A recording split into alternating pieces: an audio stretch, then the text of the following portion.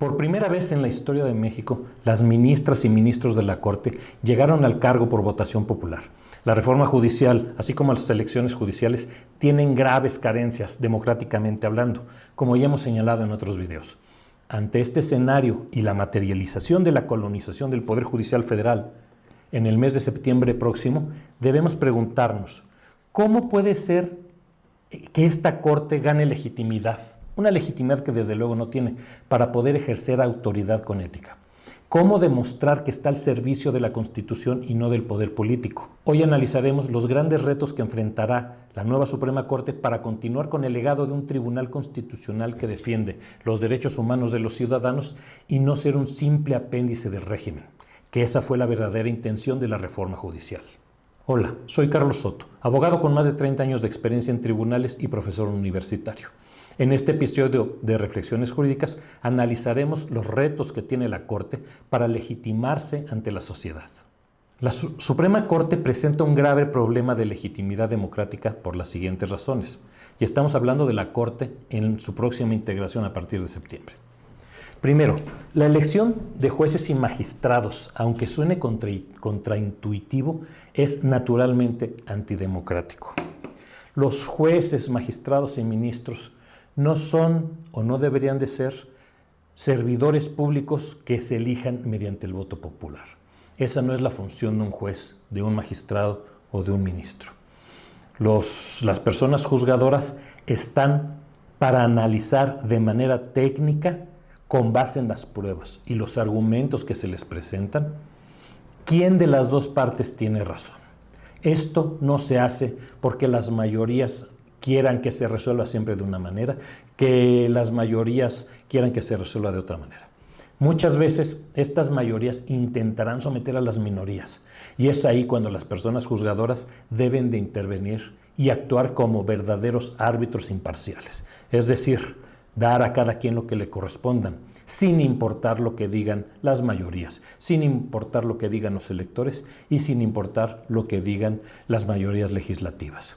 Antes, los ministros de la Suprema Corte de Justicia se elegían con la aprobación de la mayoría de las fuerzas políticas. Digamos que de ahí provenía su legitimidad inicial.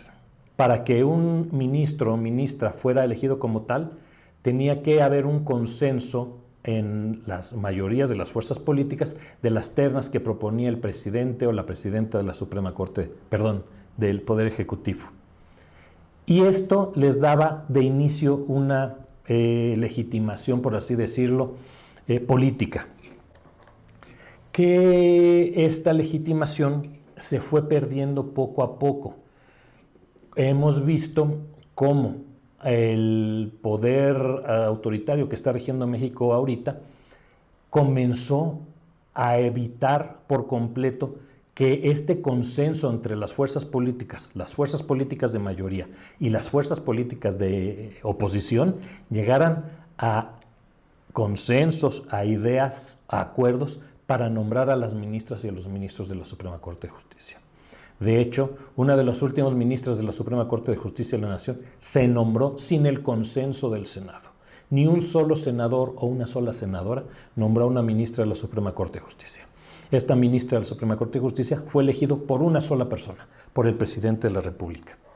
Entonces vemos cómo cada vez se iba perdiendo la legitimidad, digamos, inicial de la designación en los presidentes de los ministros de la Suprema Corte de Justicia.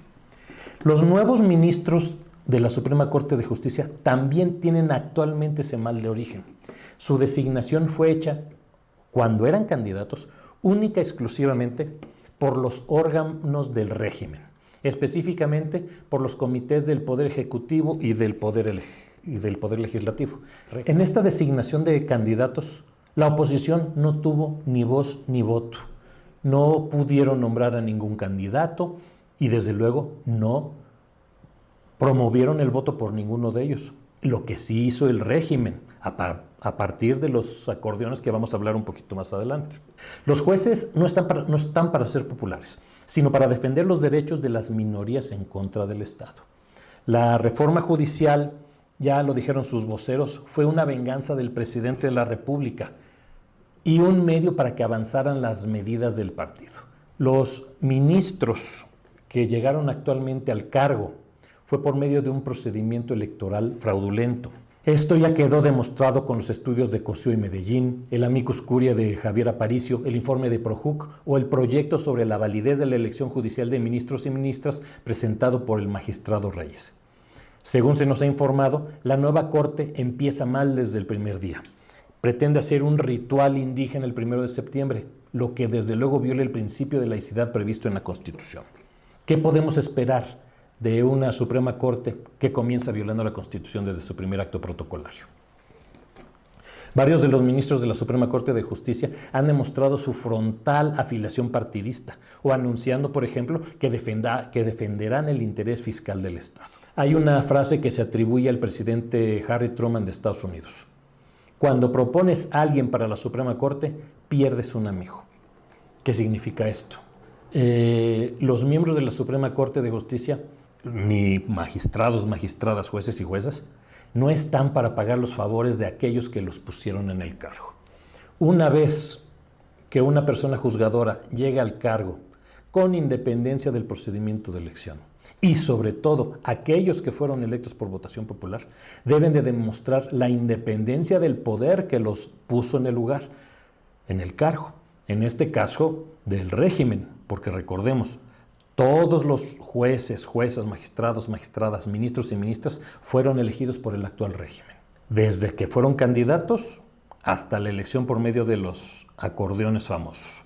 De esta manera, los jueces van a mostrarnos su legitimación con las sentencias que vayan dictando. Por ejemplo, las sentencias que dicte la Suprema Corte de Justicia de la Nación deben de ser imparciales. Deben dar la razón al Estado cuando haga algo bien y deben de dar la razón al particular cuando las autoridades se salgan del cauce legal, le guste o no le guste al régimen.